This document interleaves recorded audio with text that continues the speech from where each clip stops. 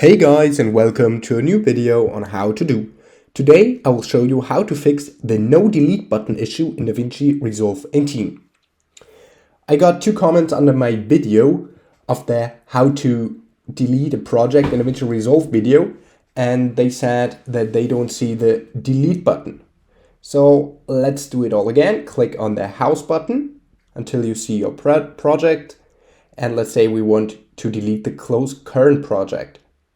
And if you right click on it, you don't see any delete button. Why is this so? Because it is opened right now. So just right click it and then close it like this.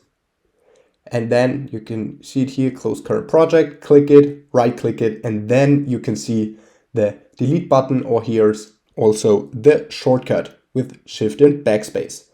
Just click it, then go to delete, and that's how to fix the delete button issue.